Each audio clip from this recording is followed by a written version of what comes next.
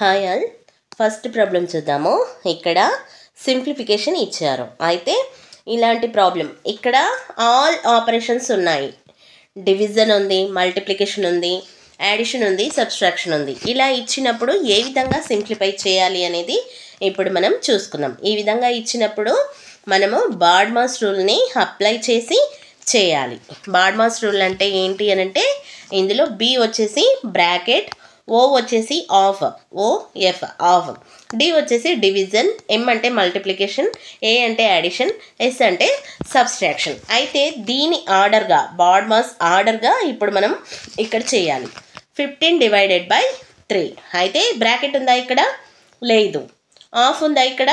లేదు. డివిజన్ ఉంది కదా, 15/3 అంటే ఫస్ట్ ఇది ఉంది కాబట్టి మనం ఇక్కడ చేద్దాం 15/3. నెక్స్ట్ ఏంటి? మల్టిప్లికేషన్. మల్టిప్లికేషన్ని నేను డైరెక్ట్గా రాసేస్తున్నాను. నెక్స్ట్ యాడిషన్ 6, తర్వాత సబ్స్ట్రాక్షన్. ఇప్పుడు ఏమవుతుంది?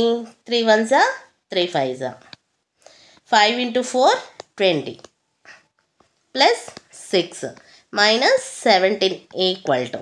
అయితే ఇప్పుడు ఈ రెండిట్లలో addition ముందుందా, subtraction ముందుందా?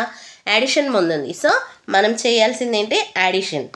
26 minus 17 equal to ఎంత? నెక్స్ట్ మనం చేయాల్సింది సబ్స్ట్రాక్షన్. 26లో నుంచి 17 పోతే ఎంత వస్తుంది? ఇవి 6, ఇక్కడ 3 ఉంటాయి, 9 మిగులుతుంది. ఆన్సర్ వచ్చేసి 9. అదేవిధంగా ఇక్కడ నేను సెకండ్ క్వశ్చన్ ఇచ్చాను. దీనికి ఒకవేళ ఆన్సర్ తెలుసుంటే కామెంట్ బాక్స్లో కామెంట్ చేయండి ఫ్రెండ్స్. సెకండ్ దాన్ని ఆన్సర్. Thank you all.